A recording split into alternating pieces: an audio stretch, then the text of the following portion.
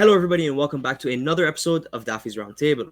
My guest for today needs no introduction. If you're a part of the invertebrate hobby, you've definitely seen his work. He's the creator of the Tarantula Collective, a platform that has helped thousands of people around the world care for and appreciate their eight-legged friends. I'm talking about Richard Stewart, of course. Join me as we dive into everything you need to know about the tarantula hobby, from busting common myths to sharing husbandry tips and best practices. Whether you're a seasoned keeper or just curious about these amazing creatures, this episode is for you. But before we begin, as always, allow me to thank Exoterra for sponsoring this podcast and making this episode possible. Exoterra makes quality products for our pet reptiles to make them feel at home. Okay, without further ado, everybody please help me welcome Richard Stewart of the Tarantula Collective. Richard, hello. Hey, how you doing? I'm doing great. How are you doing? And thank you very much for joining me. I appreciate you having me on. It's good to be here. I am Yeah, doing okay. awesome. We're gonna do even better now because we're gonna start talking about tarantulas. I can't believe that this is like I'm in episode 90 something and we have not done a tarantula episode yet. So I'm super excited. I'm sure the listeners are super excited. Let's just get right into it. Tell us Okay, about Richard. How did you get started? When did you start keeping tarantulas? A bit of the rundown. sure. I got my first tarantula back in 2000. I was a freshman in college. I really wanted a pet in the dorm, and there really wasn't, you weren't allowed to have any kind of animals for the most part. There were some girls in the floor below us that had some beta fish, so I knew there was a little bit of wiggle room. I was this like punk rock kid at this like private Lutheran school, so I already kind of stuck out like a sore thumb. But I was scared to death of spiders. Like I would be walking down the little sidewalks in between dormitories and run into a spider web and kind of freak out. So I knew that was a fear I needed to get over. And I had a sociology professor that challenged us to get over our fears by confronting them. And so that was something I was like, I want to try and get over my fear of spiders. So I went to the pet store and they had some rose hair tarantulas for sale. I bought one of those and just brought it back to my dorm and started keeping it. I didn't know much about it. There was no internet. I mean, there was the internet, but there was no Facebook or YouTube or anything like that. I don't even know if Arachnoboards was around yet. So I just had to get some books from the library, talk to the people at the pet store, and just kind of figure it out. And the more I learned about him, the more fascinated I became by him, and just fell in love. It's fascinating. Actually, that's one of the questions I wanted to ask you was sort of, one of the, I don't know if I consider one of the biggest fears I think in the world is spiders. And everyone's like, oh, I have a spider phobia and tarantula phobia. And people are scared of the little hairs and all of that. So you overcame your fear of spiders by buying a spider and starting to keep it. Do you think that this works in general, like for other things, like for fear of snakes and just fears in general? I definitely think so. I mean, I think there's a lot of research that shows that kind of that I forgot the word, like immersion therapy, or essentially confronting the thing that you're afraid of and getting used to it really kind of helps. So I suggest a lot of people that are arachnophobes or just afraid of spiders to watch my videos to kind of acclimate their eyes and their brain to not see these things as a threat. Yeah, and they're really not. I mean, I'm sure there's some scarier or a little more dangerous species, but in general, would you say that tarantulas are a relatively safe pet to keep? Yeah, I mean, all spiders are venomous. Like that's just something that's just a fact of life. But they're not venomous the same way as a lot of snakes are venomous. So, yeah, the majority of New World tarantulas are considered not medically significant. So, like, if they bite you, the fangs are going to hurt a lot worse than the venom. There are a few species of New Worlds, like Psalmopius, like the dark, what do they call that, the dark mall earth tiger or something like that. I can never Cool. remember their common names, but a Yeah. lot of the Psalmopius genus, they relax. They don't have the urticating hairs that New Worlds do. They're a little bit faster and they have a little bit more potent venom. But even when you go old world, like tarantulas from India and Africa, places like that, they have medically significant. That venom could really hurt, give you muscle spasms, make you nauseous. The effects could last for hours to a few days, but none of them are going to kill a human. I think the last reported death from a tarantula bite was like way back in the mid or early 1800s. It was a cowboy in the Southwest, and he got bit by a tarantula. Ended up dying a few weeks later, and they attributed it to a tarantula bite. The reality is, though, that he just didn't keep it clean, and it got infected, and that's what killed him. So it could have been a cut from a knife or a razor or somebody shaving or something. So it was the infection that killed him, not the venom from the Not tarantula. venom. Yeah. So as far as a pet is concerned, I think they're amazing because they're very low maintenance. They make no noise. They don't smell. You don't have to have dangerous heating elements or misting systems constantly running or anything like that. They're just a very easy, low maintenance pet that offers a whole lot of rewards. Yeah, and you said with the rose hair tarantula. Is there a tarantula that fits the perfect beginner tarantula in your opinion? I mean, that's a tough question because there's probably like 100 of them. It's Yeah. Okay. there's a lot of. I mean, there's over 1,000 different species of tarantulas just that have been described, and hundreds more that have not been described, and probably even more than that that haven't even been discovered yet. So, I mean, we're constantly finding out new things. We're constantly breaking them out into different species. So it's a very understudied kind of field of biology, and things are constantly changing and evolving and being discovered.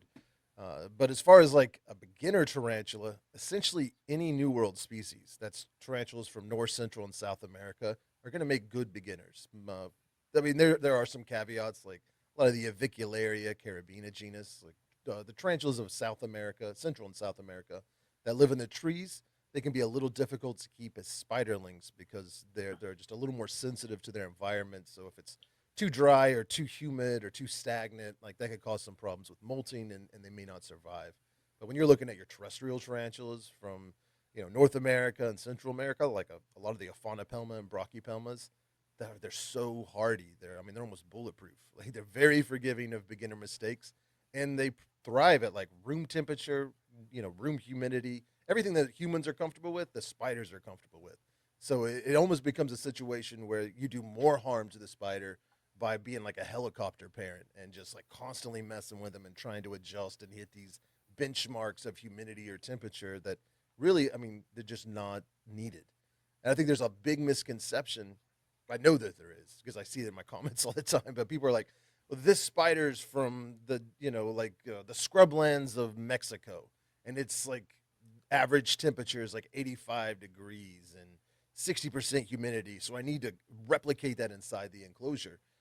That would be true maybe if they were a gecko or a snake or something that lived outside during the day. But tarantulas are nocturnal. They're spending the day in a burrow. And if you actually go and take some, parameters as far as like temperature and humidity inside the burrow, it may be 90 degrees outside, but down in their burrow, it's 75, 72 degrees. The humidity is pretty just average. So that's why they retreat to escape the humidity, escape the heat, and then they come out at night when it's cooler. And I think some people just they miss that kind of connection, and they just see on the website of whatever the temperatures are in that area. This is how hot it is. This is how humid it is. That's what I need to put in my enclosure. And then their tarantula ends up dying because they can't escape the heat like they would be able to in nature. Yeah, I think that's a big misconception in a lot of the hobby as well. I don't think people take consideration microclimates. What is it like at the level where they're sitting, like you said, tarantulas and burrows, some small geckos maybe under the leaf litter, not exposed to all of these things. And then the other thing to consider is all of those readings you're seeing online are taken from temperature towers or whatever they're called. Mm-hmm. Some at airports or further out, not exactly where the animals are living. But that is fascinating. So I do have some tarantulas, and I am keeping them all at room temperature. But I was curious, are there any in your collection that you do have to, take that extra step for, put them on heat? A little. Obviously, different species have different care guides and all that. But are there any that you do need to raise the temperature a lot more for? Raise the temperature, not so much. Lower the temperature is usually the situation. There's a lot of Megaphobema species that they're usually in very cool areas of the jungle, very moist. They burrow a lot, and they like temperature in the low 70s, maybe the upper 60s. So sometimes I'm keeping my room at 75. I'll have to move that enclosure down to the bottom shelf, Okay. maybe near a fan or an air conditioner vent or something like that, so that they can be kept a little bit cooler. They seem to thrive better at that. When it comes to heating an enclosure, it can be very dangerous for spiders because they're very susceptible to desiccation. I think that's the word. The dehydrate essentially. They Yeah. aren't able to Dry out. maintain exactly. Yeah. And I think some people I know they because I'd made this mistake early on. Is I think that they need a heat source because maybe I like to keep my room at 68 or it's winter and my insulation's bad and my heat's kept low. So I want to make sure the spider stays warm and I'll put a heat pad like under their enclosure or I'll put a heat light on top or something like that. And then what happens is this greenhouse effect kind of takes place inside the enclosure, especially if you're not using something that's like kind especially of at that regulating size. heat. Yeah, so it Yeah, can warm up really fast. You even see that when you're not adding heat. You just put your enclosure too close to a window and the direct sunlight hits it while you're at work. And we have tarantulas that mysteriously die and they go through all their care and they're like, I don't see anything I did wrong. Was it maybe a genetic issue? But then you kind of get a picture from back, a few feet back and you're like, man, you go to work at 8, 9 o'clock in the morning at between 2 and 5, the sun is just cooking that enclosure. And you, yeah, you don't realize because the time you get home, the sun's already set and it's not in direct sunlight. So it's one of those things you kind of got to watch out for. Sometimes heat can be very dangerous for them. yeah. Do you have any species that, we were just talking about heat? Do you have any species that brumate, or that you need to kind of give them a little bit even colder than 65 for the winter? As far as spiders, no, not really. My experience has been I kind of get the parameters set and then I just let them be. Now, if there are some, at least one dealer I know of, he works a lot with animals, mainly tarantulas. Marshall's Arachnids is their name. He does do like temperature spikes during the day, temperature dips during at night. Treat Takes care of them a lot more like you would a reptile. Reptile, And yeah. yeah, and they seem to be doing well. Like he kind of replicates the summer temperatures and the winter temperatures and everything in between. And he spends a lot of time and effort to try and mimic those conditions. And he's been having success with it. In my opinion, though, it's a lot of extra work that really doesn't have much of a return on the investment. Like I haven't really seen any difference in how long or how well his tarantulas thrive compared to people that keep it in a more normal, easier way, I suppose. So it's definitely something you can do. I just don't know if it's necessary at this point. Yeah. And I consider everything we were just talking about sort of like some misconceptions for the hobby. Is there one, or any other misconceptions that you wish more people or the beginner community sort of knew about? Oh man, so many. So It's such a small yeah, hobby. It's like mostly just surrounded in misconceptions. Misconceptions. I mean, the main one being they're not deadly. They're really not dangerous.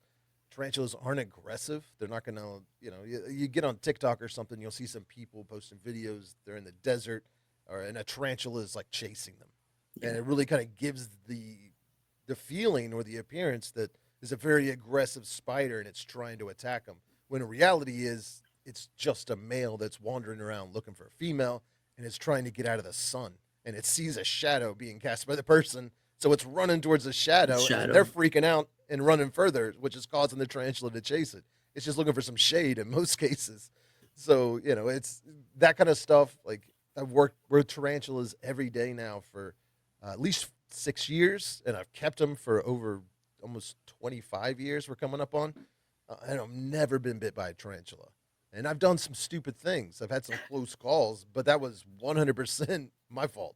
Handling a tarantula that didn't want to be handled, and I knew that it didn't early on. And I would just had one tarantula. I'd have friends come over in college, to my apartment and whatever. We might get drunk, and I'd be trying to show them something while intoxicated, and upset the tarantula and it'd strike at me. And, I'm young, 19, 20, 21. If I was drinking, I was definitely 21 years old. I'm not Sure. even kidding. So it was just because I was being young and stupid and trying Yep. to impress people. And that's not something that I condone at all. And don't do that anymore. So once I stopped acting like a jerk, they stopped treating me like a jerk.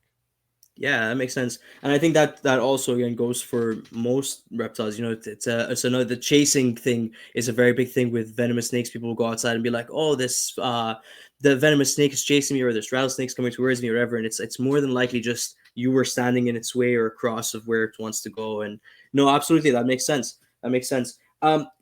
Is there, so you have obviously a very very large collection, or it appears to be online.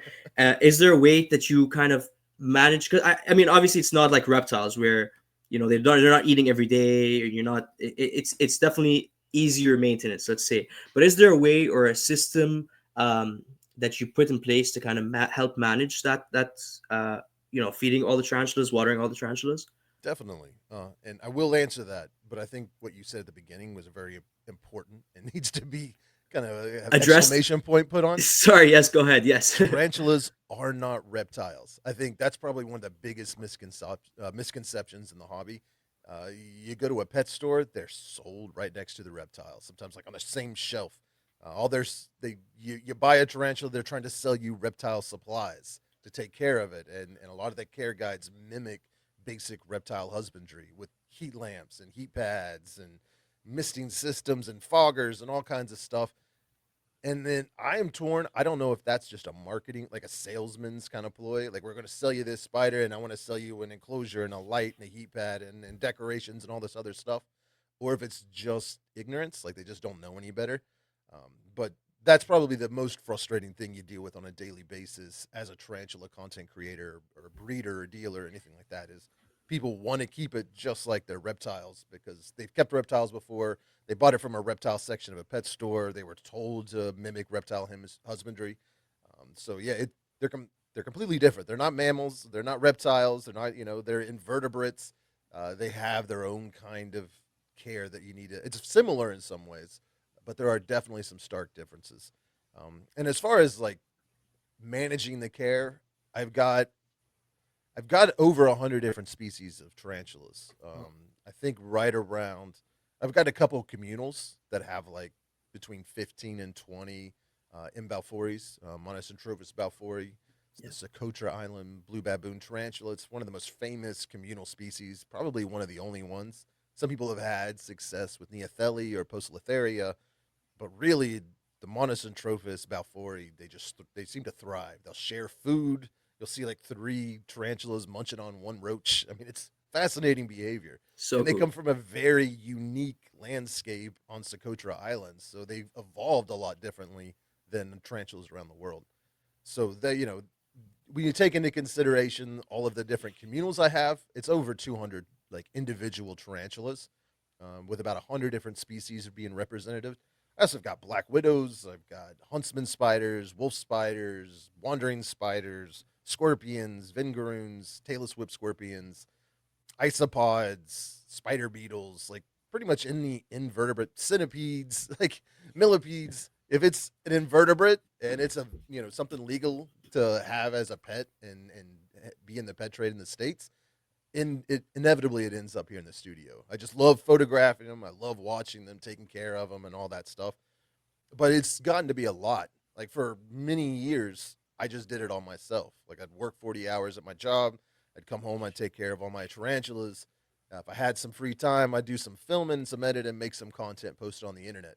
Since switching to doing content creation full time, now I'm like filming and editing every day. I'm taking trips. Like I went to Peru for a couple of weeks. I just got back from Washington and like Tacoma, Washington. Was into Toronto with you and went to Colorado and anywhere there's like a show featuring tarantulas or a Yeah. shop opening or tarantulas are migrating for breeding purposes or whatever. I want to go and get that on film. So that means I'm away from the studio a lot. So I had to hire a couple of people to kind of help me take care of the animals. Luckily, there's a zoo, and I live in a very small town in West Virginia, but we're lucky that we had a benefactor that was really rich back in somewhere in the early 1900s. And instead of giving their money to their kids, they gave it to the city and turned into this big, huge wildlife park with a lodge and deer everywhere and That's awesome. waterfalls. It's just a beautiful area. But they also set up a zoo. So, I mean, it's like a legit zoo. I mean, we got red pandas and Maine wolves and cheetahs and all kinds of cool animals. And the university nearby has a zoology program, so you can like get your master's in zoology at this school. And they spend a lot of time interning and working at the zoo. And they're really working on a lot of geckos. They work a lot on crawdads or what else I can try to think what they call them outside of the Appalachians. Probably not crawdads, Crayfish. but like crayfish. There we go. That's the word I Yeah. was looking for. Yeah. So yeah, they do that. They're starting to get a big invertebrate section going. So I was able to hire one of the guys. He actually worked at the Petco, I think, and recognized me when I was in there buying some stuff. That's And awesome. I needed to move everything from the basement of my house into the studio, and it's a lot of shelves and enclosures and supplies and stuff. So I hired him essentially just to help me move for the day. And he was so good and knowledgeable and friendly and trustworthy. I started bringing him back once a week or twice a week as his schedule would permit. Just fill water dishes, clean enclosures, feed some animals, just do basic husbandry, so that I would be freed up to edit videos. And then he's got into the master's program, started having a little more constraints on his schedule. So I hired another student from the master's program, Pauri. She comes in, so I've got one or two. I mean, each week they're usually here at least once, at least one day. That makes sense. So Yeah. twice a week, I got somebody in here helping me just clean enclosures, do water changes on tanks, fill water dishes, that kind of stuff. And when you have three people taking care of animals, then you definitely have to have some records. So we use an app called Arachnophiles where I can list all the tarantulas, when I got it, when they were fed, when they Cool. were watered. I mean, it's all kinds of information on there. One issue that we've been having is I have so many different animals. Sometimes the species I have aren't represented in the app, so then it's kind of hard Wow. to take care of it. And then also just having so much information on a web-based app, sometimes it freezes and we just have issues with it. So if you only got like 20 spiders, that app's amazing. When you're over 200, they can get a little laggy. So we also keep a notebook that I write notes in, or whoever's taking care of the animals that day can be like, hey, this is what I did, this is what needs done, this is important. And then we can kind of communicate through a notebook that way, keep records of everything. That's fascinating. Okay, there's so much I want to touch on there. First of all, what's the name of the app? It's called Arachnophiles. Awesome. And you said it's online, so you just like on a web browser log into it, kind of thing. Yeah, I mean, you can do it through a website. You can also go to the Apple Play Store or the Google Play Oh, Store it's and available as an app. download the actual app. Yeah. Cool. Cool. Okay. All right. So just on the beginning of that, going back to the sort of the reptiles versus tarantula thing, I think a lot of people are trying to mash them more and more into each other, of it just being I don't like using the word exotic, but almost like the exotic pet hobby or community. Would you prefer it to be kind of more separated, and maybe just for knowledge wise or for the community in general, would you prefer if it was more of a separate and people are realizing that that it's completely different and there's different products and different people and different methods and all of that? Or are you team, let's make it one big community, let's have all of it in one big expo, let's that kind of thing? Six of one, half a dozen the other, I think is Okay. where I kind of land on that. I Okay. think it's good. Like the more people that you have kind of united in a common goal, the better I think it is. So I think if we were all fragmented, there was just like the reptile people and the amphibian people and the invert people and the fish people and the bird people. If we're all split up, I think it's a lot harder to fight legislation that affects all of us, or any kind of issue that may arise. I think we're a lot stronger if we're working together.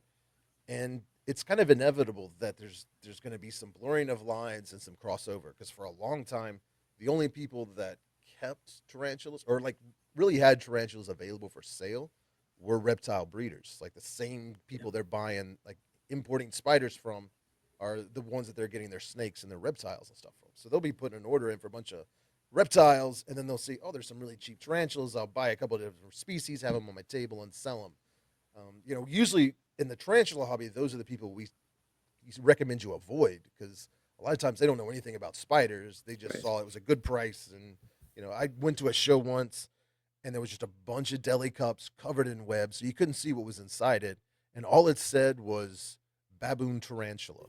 Now, if you know the common names of tarantulas, there's like 30 or 40 different baboon tarantulas, and they're Right. all bad news. Like they're all kind of very defensive, old world species, kind of known for having a bad attitude. And they're just letting people open them up. And I'm like, what the heck? Like, that's a What's happening here? liability. Yeah. It's kind of scary. And I asked the guy, what baboon species is this? Like, do you know the scientific binomial name? He's like, I have no idea. Just open it up and look. And I open it up, and it's HMAC, which is like one of the fastest, most venomous old world arboreal tarantulas. And I'm like, dude, you can't let 12-year-olds open this up. Like, it's going to run away, or, worst case scenario, they're going to get bit. And that would be very painful for a 12-year-old. So, that's the kind of stuff we try to avoid and stay away from. But then you look at things like Morph Market, and the popularity that's had, and how all the success that reptile breeders have had selling on there, it would be it would be I don't want to say stupid, but it would be a big missed opportunity Right. if invertebrate breeders weren't also using a platform like that. Or it's now that I've said that, Darian, I want to check for plugging your. I'm just kidding. Yeah, yeah, yeah. Dude, is that already? Is it not a thing yet? It's just now starting to become a thing. You're Okay, starting cool. to Yeah. see small breeders listing their stuff on there. But for a long time, the only time there were tarantulas listed on Morph Market, and this is just based off of my experience, and I wasn't on there very often, but occasionally I would do a Google search for a species and see somebody was selling on Morph Market, and in the years ago, uh, but they would just be like, insanely overpriced. It was somebody that obviously didn't really know much about it, or figured the people that use Morph Market didn't know much about the tarantula market, and they could, charge twice what the market retail value was. So, yeah, it's kind of avoided it for a long time. But it seems like there's a lot more like legitimate dealers that are cross posting what they have available on their website, also on Morph Market, More market. and are starting to get some more traffic from there. That makes sense. Do you yourself breed tarantulas and sell them, or is it purely I get them and make content on them? Yeah, I'm a photographer, videographer at heart. Like that's what I enjoy. I enjoy keeping the animals and filming them and sharing it with people.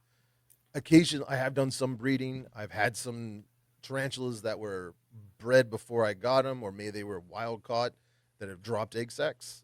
Cool. But it's something I kind of try to avoid mainly, and it's just my antisocial streak. I don't want to deal with the customer service of trying to sell to Right. people and the back and forth, making shipping arrangements, and I don't know. It's just I I did my stint in customer service in my 20s and 30s. Like I'm kind of done. I feel like I've done my time. Now I can just make content, put it out there, like it or hate it. It's there. It's free to watch. So, I kind of do that. But if there is a situation where I want to breed something just because I have a male and female and it's a species that really needs to be bred in captivity, I will do it.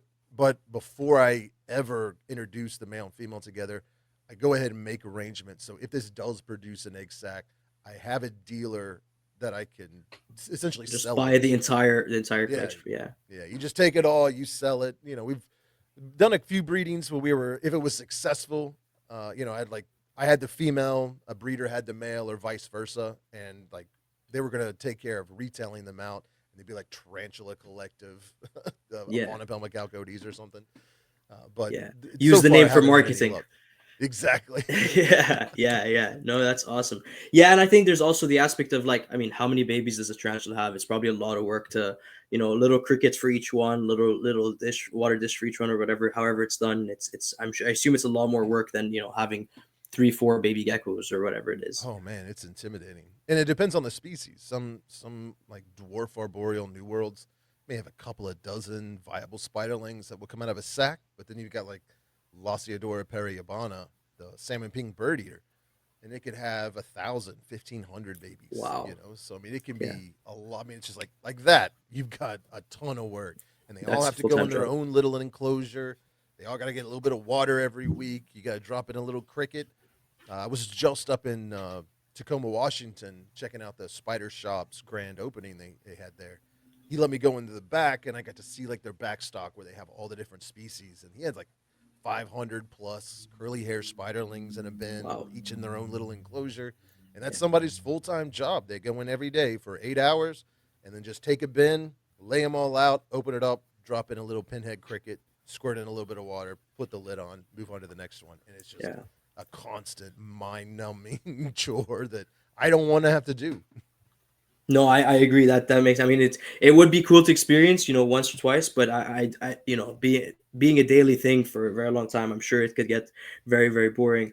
Now, in your previous answers as well, we mentioned products and how some of the products are different, and obviously, I think tarantula cribs or tea cribs is become very popular. But before we touch on that very quickly,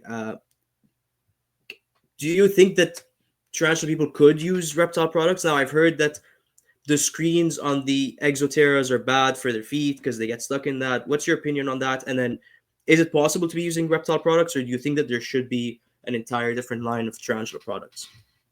It's definitely possible. That's the only products we had for decades. Like if you got a pet tarantula, the only enclosure you had available to were fish tanks or reptile tanks. Like that was it. As far as like the substrates, it was always had to be some kind of reptile, like something that was made specifically for reptiles that we would adapt for tarantulas. We would like this is a close enough, or I'll get this substrate and I'll add some vermiculite and some peat moss and maybe a little bit of sand and make it better suited for a tarantula environment. Right. Even like hides for a long time, it either had to be a tarantula, or I mean, I'm sorry, either had to be a reptile hide, which a lot of times were just too big or too tall, or you had to, like custom cut cork bark into a hide or build it with rocks or something like that. It just wasn't anything manufactured and marketed for tarantulas. And even though the reptile products worked, people complained about them. Like they were like, I want a tarantula enclosure. I want a Yeah. substrate made just for a tarantula. I don't want to have to, do it yourself. There's a lot of DIY enclosures. My first video was about how I make small acrylic enclosures for my juvenile spiders because that was just, people could get like little deli cups and dram vials and stuff for the babies. That would work good for slings. And then when they become adults, you could get a 5 or 10 gallon aquarium for pretty cheap. But in that middle size, there wasn't much out there. So I made a video about these little. They were essentially boxes that you could get like at the hobby shop Display for, cases. yeah, display cases for model cars or a Hot Yeah. Wheels or stuff like that. And I was Yeah. like, just get that, drill some holes in it for air ventilation, and you're good to go. But I made that video kind of showing how I do it, and that kind of blew up and started this whole YouTube thing. So like that was definitely what you had to do. You can still Yeah. do that. You can still go to Pioneer Plastics and order a bunch of acrylic display boxes for pretty cheap and make them yourself. Just melt some holes in it or drill it, whatever you need to do. The issue with those is that that's not what they're built for. So they only last about a year or so, and you're constantly opening that and closing it. Right. It wears out, it fades, it scratches, Scratches. it gets cloudy. Like you just, and that's just from getting used. If you just put a car in there and put it on a shelf, it'd be good for years, decades even. But the constant moving stuff around, the tarantula kind of pushing dirt around, it puts all these little scratches on it. It's kind of gross. So I don't know how long it was, 4 years ago or something. That's when Tarantula Cribs posted on Instagram before he was Tarantula Cribs. He was just a guy that kept tarantulas. Yeah. Laser cut some acrylic of high quality and bonded it together and made like the first official Tarantula Cribs enclosure and was like laser etching the name of the spider on it and all this. I mean, it was fancy. That's I was like, cool. dude, that's Yeah. really cool. Can you make me one? And a couple other people had reached out, like, will you make me one? I'll pay you for it. And that's kind of where that started. Like, there was a demand that he stumbled into and was like, oh, wow. I mean, the dude's a doctor. Like, he Yeah, doesn't I need heard. another Yeah. business. But That's it found fascinating. him. So you got the same thing with the a lot of the bioactive supplies. Like for a long time, nobody kept tarantulas bioactive, or not, I can't say nobody, but general consensus was they did best on cocoa fiber, just straight cocoa fiber. There was also for a long time people would keep them on like bark chips or Yeah. vermiculite or something like that. Gravel. I remember in the '90s. Sometimes it would just be aquarium gravel. You'd see a tarantula on them. So it Wow. was it's changed a lot, and you're starting to see like the bio dude. They recently, maybe a couple years ago, it may be even longer. It may have been like 3 or 4 years ago. They came out with a Terra Arania, which is a substrate made specifically for arachnids and inverts. It's really good. You can use it just straight out of the bag for like your arid enclosures. It holds the burrows really well. It's just a good substrate, but you can also get it damp. Add some springtails, some bioshots, some biodegradables, some plants. Now you've got like a full bioactive living substrate. And over the past few years, I have started switching all my enclosures over to that, and my spiders seem to be thriving. I just feel like it's one of the best. Like they look a lot better. The spiders seem a lot less stressed because it's a much more natural environment. They got a lot more places to hide and just kind of retreat to. So it just overall it seems to be working really well. So you can use reptile supplies, but I think the hobby's gotten big enough and the demand got big enough that there became a market for specifically tarantula enclosures, tarantula substrates, and you're starting to see like little hides and water dishes and like little magnetic ledges and stuff built just for jumping spiders or Yeah. just for arboreal tarantulas. So as the hobby grows, I think the demand for these things will go. They're definitely not all necessary. I mean, jumping spiders will make their home in the corner of your house or wherever they can. You don't need to buy them a $20 little mushroom ledge to chill out on. They'll make do, but it's cool and it's fun and there's something kind of exciting about making a little themed enclosure or a little playground for a spider to run around on that I think there's always going to be a market for. It brings the cutesy factor into it and makes more people want to do it as well, for sure. Uh, Exactly. Yeah. yeah, you mentioned there that you've gone bioactive and you're putting springtails in a lot of your enclosures. Another thing that I commonly hear is that people don't like to put isopods in there because when the tarantula is molting, the isopods could eat the tarantula or stress the tarantula out by biting on it. What's your opinion on that? And do you use isopods? That's kind of a case by case thing. Um, Typically, I don't use isopods for that reason. I mean, 90% of the time, it's not an issue. If the isopod's bothering the tarantula, it'll just kick it away or eat it. The only time they're really susceptible is during a molt because they're flipped over on their back. They're very fragile. And once they kick that molt off, like their new exoskeleton hasn't hardened yet. So they're very soft and mushy. And they're usually just laying there. They've expended a ton of energy to molt. So they're tired. They just got to lay there for like 10 hours sometimes before they flip Wow. over. And that's when the danger comes in because they're not moving. Isopod's not the most intelligent animal on earth, so they just see something that it's got protein and isn't moving, kind of looks like it's dead, so they just start munching on it. And maybe the tarantula's not going to have the energy to get away, let alone defend itself. And all it would take is the isopod to eat through the exoskeleton and it to start leaking hemoglyph, and it's over. They're so fragile, just that tiny, and they don't have blood vessels. Like they're just like their exoskeleton. The skeleton's on the outside, so once you break through, they're leaking and they Just don't have shell. like blood clots. So yeah, they could really seriously get hurt. Now I have used isopods in a few enclosures. I had a real big enclosure for Theraphosa blondie, I believe, the Goliath bird eater tarantula, like the biggest tarantula out there. And it wasn't even on purpose. I had it sit next to a gecko enclosure, I think, and they just somehow got out and Got got in in the there. other one. And it was just like, well, this is happening. Never bothered them, never had any issues. Even when it molted, they were more interested in the molt than they were the tarantula. So it's one of those things that it's a possibility that it could happen. So you don't want to use it just to avoid that possibility. It may have happened a few times, but it's very rare that it does happen. But it's probably best not to use them because you don't want to run the risk that they could start munching on the tarantula. And the tarantulas don't poop enough to really justify having the Need it. isopods in there to clean up. Yeah.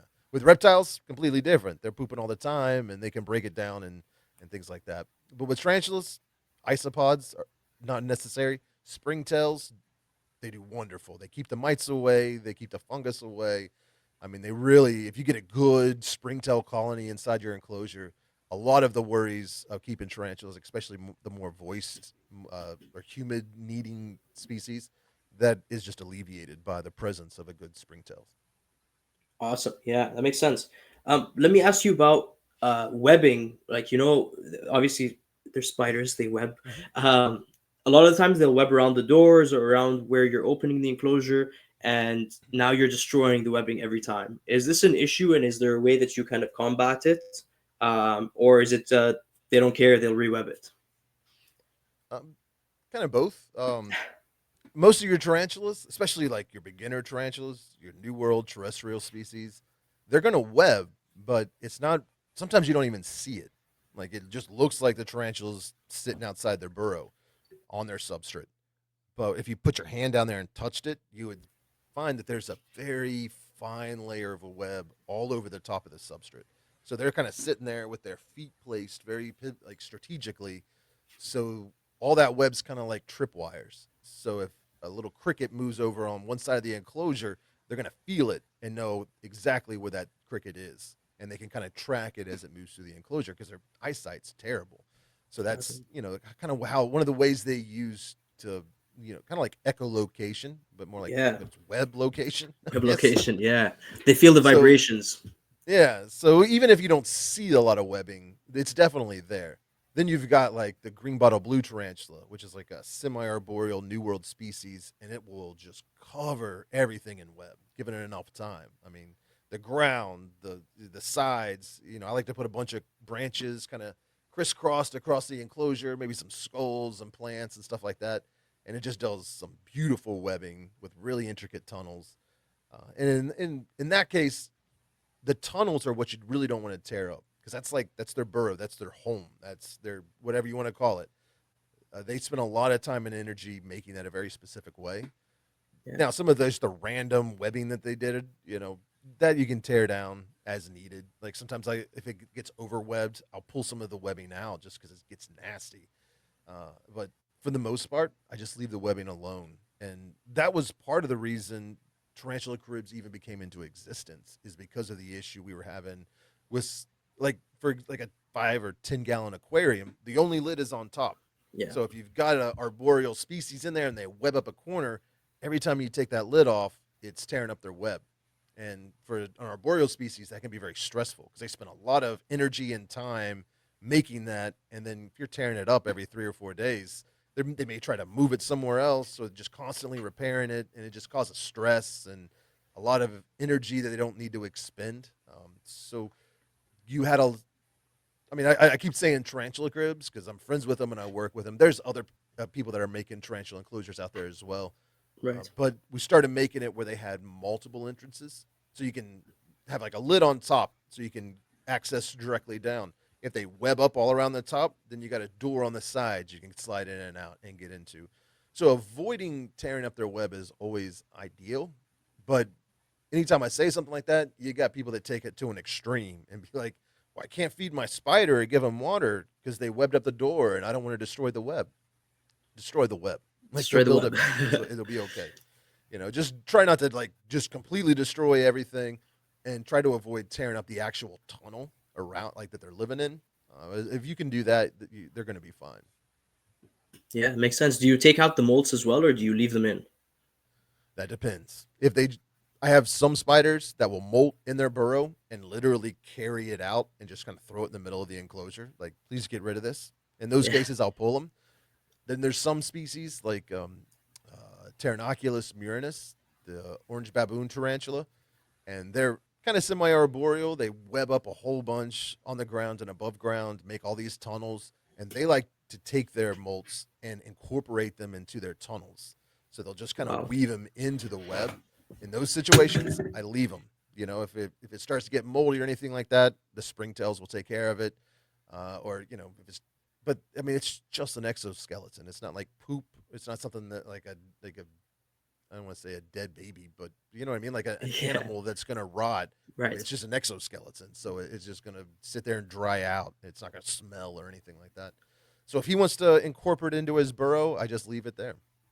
Yeah, that's very interesting. I've actually seen that behavior with some of my tarantulas as well, and I've even seen like I don't know if he just didn't like superworms or whatever, but my green bottle blue would just almost like let the superworms dry out and then grab them and make like a wall of superworms inside the Yeah, web. And yeah, I mean it's very weird, but if that's what you want to do, go for it. I think um, green bottle blues are probably some of the pickiest eaters out there. Like, I mean, they're really good eaters, but they have preferences. Like, I've got one that just refuses to eat a roach. If it's not a cricket, she's not going to touch it. So I'll put a roach in there and it'll run right across her. She'll just move away from it or kick it and no like do a interest. little thing with her foot and like get out of here. And then she Yeah. just will never eat it and it will die and she might web it up, but never eats it. And I could do that for like a week straight and then drop one cricket in there and it's like she's starving. So Yeah, that's they're that's weird. interesting. They are yeah, very weird animals for sure. So while we're on the topic of feeding, is there a food that is the healthiest for them, or that you prefer to feed them? And then bouncing off that, do you give your tarantula like do you calcium dust your crickets or roaches or anything like that, or is it just give it to them as is? You gut load. That's the most important part. So you want to make sure whatever you're feeding them, roaches, mealworms, crickets, hornworms, whatever. You got to make sure they're gut loaded because that's where they're going to get the majority of their nutrients from. So I feed my crickets and roaches like oranges, broccoli, carrots, things like that, rough greens. Yeah. Not iceberg lettuce because there's really no nutrients in that, but Yeah. like leafy greens like spinach and arugula and stuff like that. So as long as they're eating vegetables and fruits, like they love apples and oranges, I think are probably the biggest ones for the crickets.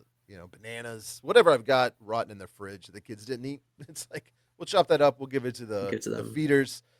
I try to stay away from a lot of like the stuff you can buy at the pet store, like the powders and the little gel cubes and stuff. They don't Yeah. seem to be as nutritious as, and they're more expensive than just throwing in unused fruits and vegetables. So I kind of do that at least 24 hours before I feed them. And then so that they have time to eat and digest and get a big belly full of fruits and vegetables. Then I feed them to the tarantulas. You don't want to calcium dust them or really even vitamin dust them.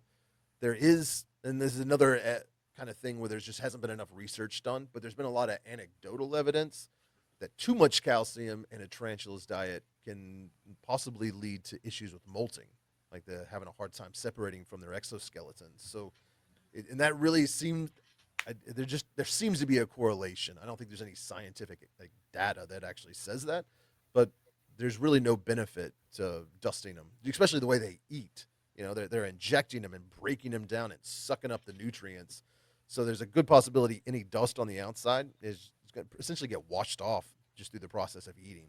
So it's not going to. They're going to get plenty of calcium, plenty of protein from the cricket itself. No need to dust it. But as long as you're gut feeding them, that's good. As far as what feeder to use, that depends on the species, the age, and where you're located in the world. I Yeah. think that the locusts do wonderful, but they're illegal to have in the States. So that's something that And the UK Canada. people do. Yeah. I wish I could feed them. They're a great source of nutrients. They're big. They're active. They're inexpensive, relatively speaking. In the States, my favorite feeder, and it's also my least favorite feeder, are crickets. Crickets. I hate keeping them. I hate breeding them. I hate smelling them. I hate Yeah. hearing them. Everything about them I dislike, except when it goes into the enclosure because they're not going to burrow. They're going to move around a lot. They're always going to get the spider's attention. And if you got a boreal species, they're one of the only feeders that are going to crawl up. So even if the spider's way up in the corner, inevitably that cricket's going to cross paths with it. Roaches are really good, especially like dubia roaches. Red runners are probably the most popular. They're very cheap, easy to take care of, prolific breeders. Tarantulas seem to like them. Main issue I've had with those, especially dubias, they're going to burrow into the dirt, and they're not going to. Normally, they're not climbing way up to the top of the enclosure. So if the spider doesn't see them, as soon as you drop that dubia in there, it could disappear, and then your spider's not eaten. And same with the dubias to some extent. You can like smash their heads, and then maybe they won't burrow. They just kind of run around aimlessly, but then they end up dying. If the spider doesn't eat them by the time they die, it's not going to eat, especially a full-grown spider. It's not going to eat a dead roach. So I like crickets just because they spend a lot more time out in the open. They're cheap. I can buy them anywhere for the most point. They just got to deal with the smell, and you want to make sure you're getting your crickets from a reputable dealer, somebody that's not going to have. You don't want to be full with parasites. You don't want to go Yeah. outside and grab one that could have parasites or insecticide all over it or something. So you definitely want to get them from somebody that's breeding them to be feeders. Hornworms are amazing, big Okay. green worms, but they're Yeah. super expensive, like Yes. $3 a piece or something. I'm sure there's cheaper places, but I go to Petco and they're like 5 of them for $15. I'm like, yeah, right. Yeah. It's not That's crazy. happening.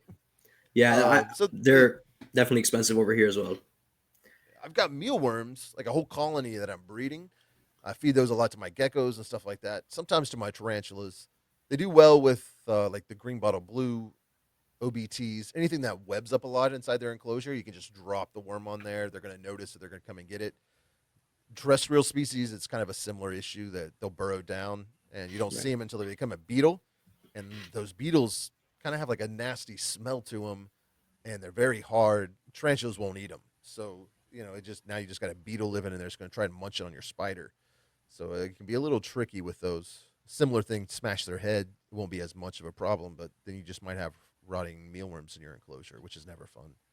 So yeah, those are the things. The easiest for slings is flightless Fruit fruit flies. flies. Yeah. Yeah, or confused flower beetles. I got a colony of those I love. And Okay. it's not so much the beetles. Like I could drop the beetles in a sling's enclosure and they'll eat them, but the larvae are these just like little white little worms, little turn into the flower beetles, and you can sift those out and drop them on their web. And spiderlings, especially the little tiny ones, like under a half inch, love them. They're a lot easier to deal with than flightless fruit flies. But I mean, if you just get the fruit flies out of their little colony into a cup, put that cup in the fridge for 10 or 15 minutes, then they're not flipping, trying to fly around or jump around or anything. It's a lot easier to deal with and feed until they start to warm up. And start moving around again. Yeah. Yeah, that makes sense. That makes sense. So do you feed a lot of things like the fruit flies? You're saying you put them in the freezer. Do you do that with a lot of things? Do you do that with the crickets, or do you feed them? Mm-mm. No, Yeah, I like mean that's let the them run nice around. thing about tarantulas. Like I got my geckos, I'm gonna be feeding every couple of days, like checking on daily. Same with the snakes, got to do their water daily, feed them, every week or every 2 weeks, depending on which species. Tarantulas, like they're so easy. Like the slings, I feed once a week. Uh, Juveniles every other week. Some adults I feed once a month, once every Wow. 6 weeks. Or yes, yeah, it's you really just kind of based off the size of their abdomen. So if their abdomen's huge, then you don't feed them until they kind of slim down some. And Yeah. sometimes that's not until they molt. Like they're really, if they're not moving, they're not spending any energy, and they're Yeah. not breathing. It's almost like a computer that just kind of goes into sleep mode. So they're not something you got to be constantly feeding and constantly monitoring. They're so simple to take care of, which is why you're able to have. I mean, so many people have 50 or 100 or 200 tarantulas because you get one, you realize I only have to spend 5 minutes a week taking care of this animal, Yeah. and if I have two, now I only have to spend 6 minutes a week, like Yes. so it's kind of it's a trap. You realize, oh, this is really easy, and then you end up with 100, and you're like, oh, now I'm back like I'm having a snake again.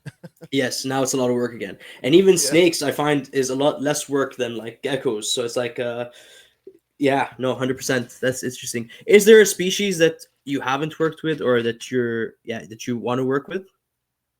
Not really. I'm very fortunate. So like a new species comes into the hobby, it 9 times out of 10, there's a dealer out there that wants to sell them. So they'll send me one to make a video about, kind of drum up some excitement and Yeah, promotion and stuff. that makes sense. There are some species I'd like to work with that legally I can't. And a lot of that are like stick insects. A lot of the beetles that are like you just can't have them here.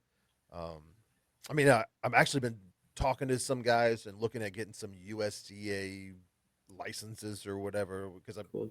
I got the studio, and one of the things to keep stick insects was you've got to have like 3 layers of protection to the outside. So it's got to be like a room inside of a room inside of a room, and I have that where I am in the studio. Like I'm in a building and I'm in the basement of the building, and then I'm inside of a room into that basement, and then my Yeah, animal room's inside that room. So I could even just build a smaller room or just have a big cabinet or something and keep them in there and like surpass their regulations. So I right. could get a license to keep these things, and I would do it just to film and photograph them and stuff like that. But I just haven't really had the money to invest into getting that taken care of. Yeah, But like the T. Celadonia was a species that it's actually become a lot more, I won't say prolific, but a lot more. It's in the hobby. It's really more started. It was available. exactly like it was a species that only existed in Brazil. It was in a newspaper, or I'm sorry, like a magazine. You could read about it, and then they popped up in Germany or Poland or something like that. Where like that's not legal. Like these were not legally taken from Brazil. And then they start spreading, and then you see they're popping up in the U.S. and there's a lot of controversy with Fish and Wildlife. They're like confiscating shipments, and it's a Wow. mess. Yeah. But I think after years of back and forth and drama, they pretty much were like they're already in the states. They're breeding. We can stop them from getting imported, but the ones that are here, we're just gonna let them be here. So they're not really enforcing any rules about selling them at this point. So you've got, they're starting to make kind of they're really just becoming common. A lot of people are keeping Yeah. them. We're learning how to keep them better and better. So the mortality rate's going down. But yeah, it's one of those species that is so new to the hobby and being kept in captivity. I think genetically they just don't have this. I don't. I mean, I have no. Stability, or like they're not established enough yet for Yeah, captivity. Yeah. I'm not a biologist. I did not go to school for. I did really bad at science. I was good at sociology and psychology and music. So, but the logic, common sense part of my brain knows that a spider has 100 babies in an egg sac. Just statistically, maybe 10% of them are meant to survive to Right. adulthood to breed. Like a lot of them are going to have little genetic abnormalities, and they're not going to live. Like they're essentially food. And then you bring them into captivity, that kind of changes everything. Now, Yeah. 90% 30% are of them are surviving. living. Or yeah. Like it's like you're putting a lot of care into separating them and taking care of them and building these little microclimates. So the the mortality rate is just much lower. So you're having spiders survive in captivity that, in I mean, lack of better words, they weren't meant to. They were So invented. you're Absolutely. yeah, so you're getting a sling like a first or second generation taken from the wild, and you're paying $600 for it. And like Wow. genetically, it wasn't supposed to live past a year or two. It was supposed to be food, so to speak, as far as like I'm speaking for Mother Nature, essentially. So then Yes. it No. Absolutely. randomly dies, and you're like, I didn't do anything wrong, and maybe you didn't. It could just be it didn't have the genetics to survive to an adulthood. But the longer a species is bred, the more generations you kind of just through natural selection.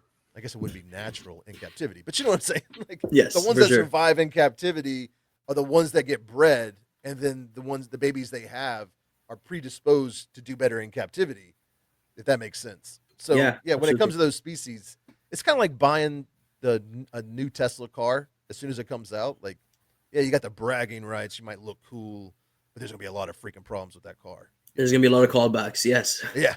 So it's Yeah. same with a new species to the hobby. It's gonna be expensive. It's gonna look really cool, but there's a good chance it's not gonna survive to be an adult just because we don't have the knowledge to keep them in captivity yet, as well as we could. But also, they don't have the genetics to thrive in captivity like they will in a few generations. Right. No. Absolutely. That makes sense. Is the is the bylaw, I guess, or the legalities of keeping them, is it per state and per area, or is it just the entire country?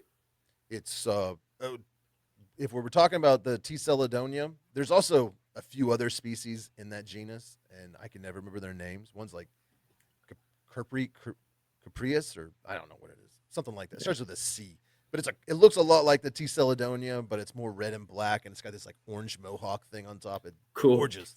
Yeah. Um, I've actually seen one in person, but I can't tell you where or who had it Yeah. because of the Lacey Act. And It's that's just right. something that affects the United States. But Brazil said, we are not legally exporting this species. So then the U.S. is like, if they're not legally exporting it, you can't legally import it. So like they Right. kind of respect the laws of whatever other country has this species endemically. So Brazil says no. So legally you can't bring them. I don't know if that's the same for Canada, or I know it's not a lot of the European countries, or if it is, they just don't enforce it. Yeah. Interesting.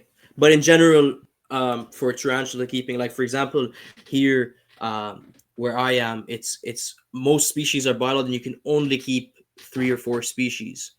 Is it that? But if you drive 30, 40 minutes away, the list of species that you can keep changes, and it's more species and whatever. Is it work the same way over there, or is it just all of the states have the same rules?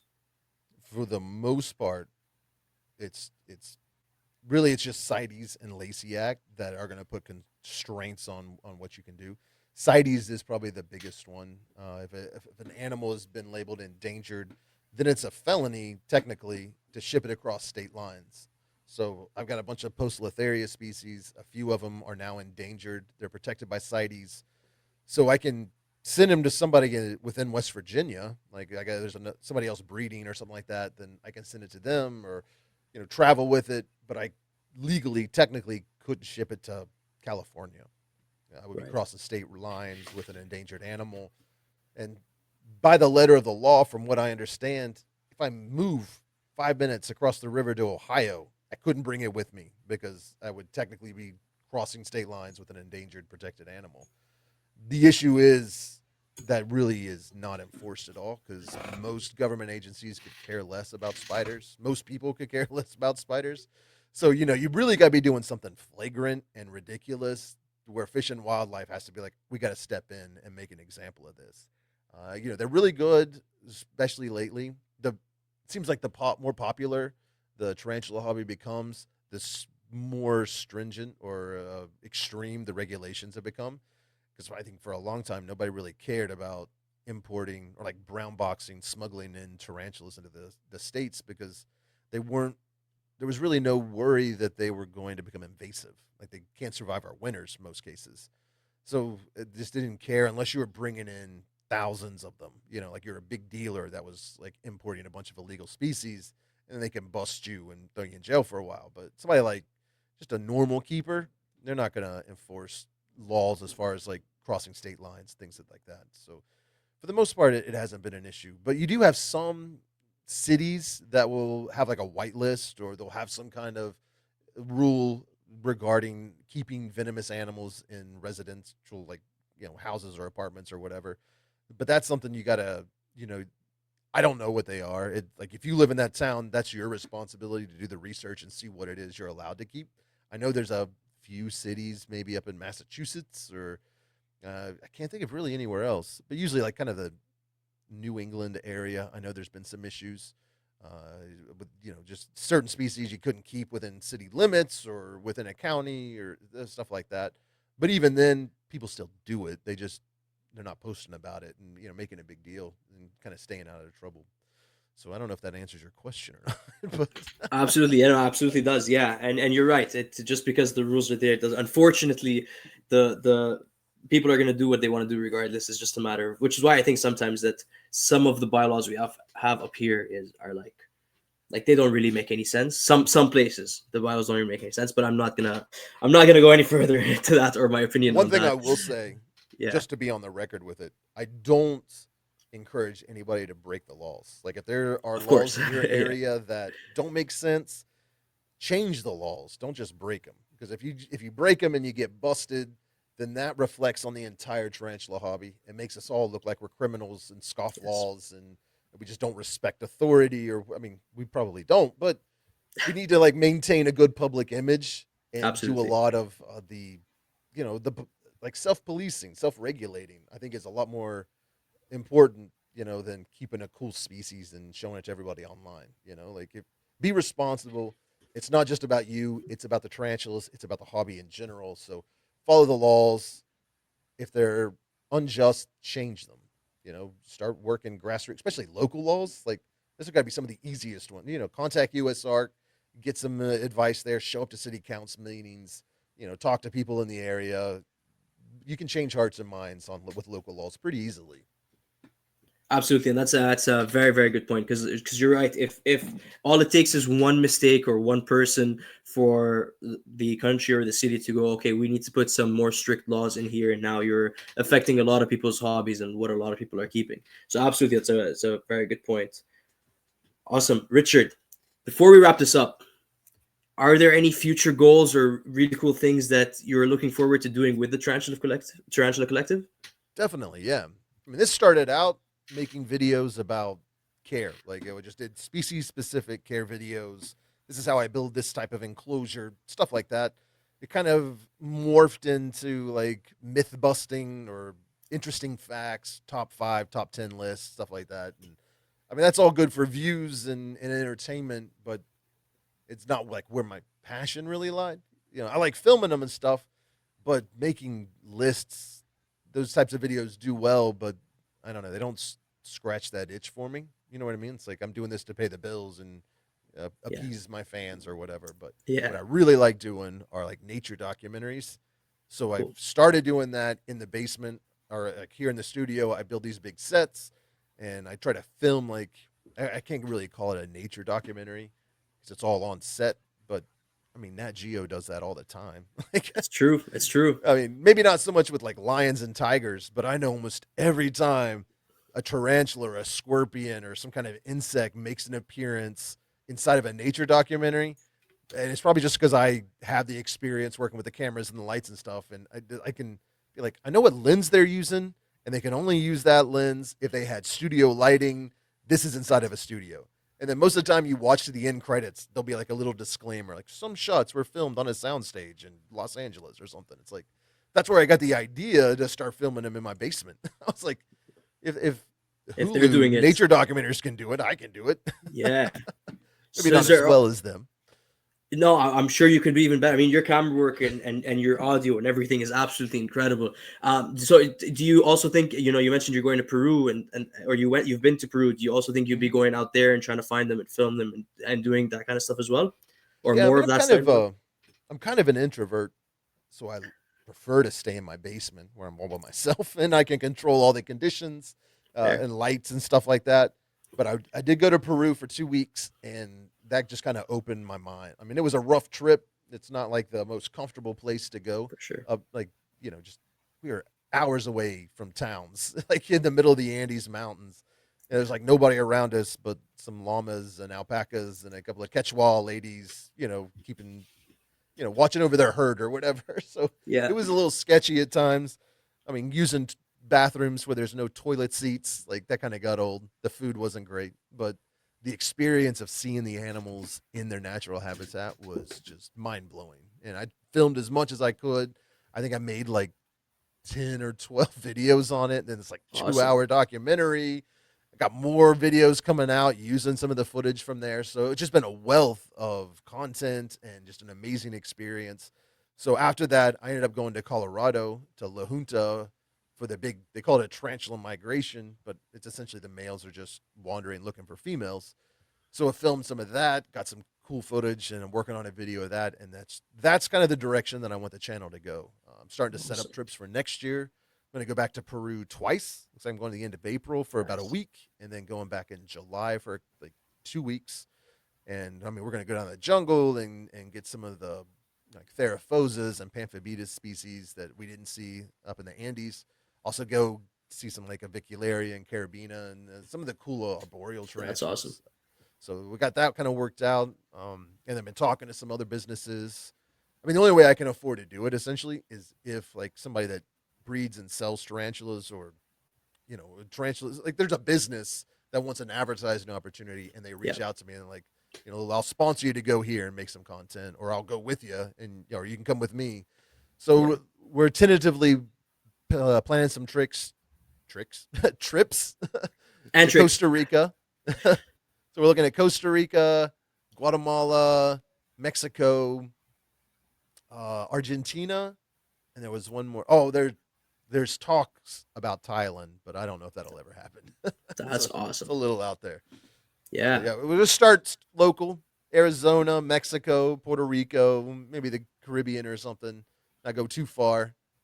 Get some more experience before heading out to like Africa or Asia or anything. At Yeah, least that's that's the plan. fascinating. Yeah, no, super cool. Good luck. And can you let everyone know where to keep up with all these trips? I'm sure a lot of the listeners are already subscribed to your channel, but so anyone that wants to keep up with these trips, and you should, because I'm sure it's going to be incredible. Where can they find you?